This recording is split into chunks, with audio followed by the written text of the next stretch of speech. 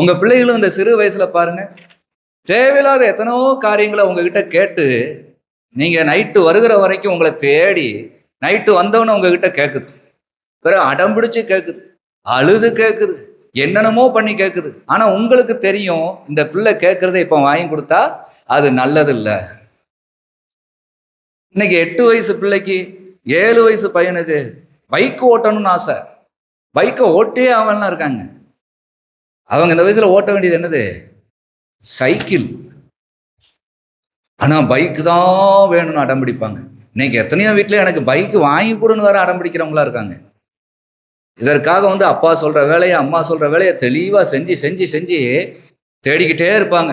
அவங்க தேடலாம் என்னது? அப்பா அம்மாவல்ல, அந்த பொருள் வேணும்னு தேடுறது. இவங்களும் என்ன பண்ணிருப்பாங்க? இப்படியே தேடிக்கிட்டே வான்னு கொஞ்சம் கொஞ்சமா வளர்த்து வளர்த்து ஆளாக்கி அந்த பையனை அன்புலையோ பண்புலையோ எல்லாவற்றையும் கொண்டு வந்து அந்த வயசு அவனுக்கு வரும்போது தான் என்ன பண்ணுவாங்க? அதை வாங்கி கொடுப்பாங்க. நிறைய பெற்றோர்கள் இன்னைக்கு அப்படி இருக்காங்க. பிள்ளைங்க அடம் பிடிச்சுன்னு சொல்லி எதையும் வாங்கி தர மாட்டாங்க. அந்த பிள்ளைக்கு எது நன்மையா இருக்கும்னு நினைச்சு வாங்கி கொடுக்குறாங்க. அதனாலதான் வேதவசனம் நமக்கு சொல்லுது பாத்தீங்களா? இயேசு கிறிஸ்து சொல்லியிருக்கிறாரு, பொல்லாதவர்களாகிய நீங்கள் உங்கள் பிள்ளைகளுக்கு நல்ல ஈவுகளை கற்றுக் கொடுக்க அறிந்திருக்கும் போது பரமபிதாவாகிய உங்கள் தேவன் உங்களுக்கு நல்ல ஈவுகளை தரமாட்டாரோ?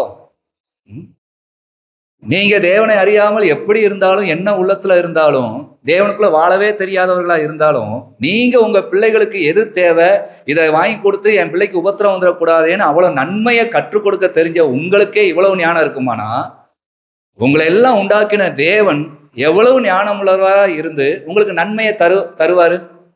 நன்மையை தராம போயிடுவாரா? போகவே மாட்டார், நன்மையை தருவார். அதுதாங்க கர்த்தரை தேடுகிற விதம்.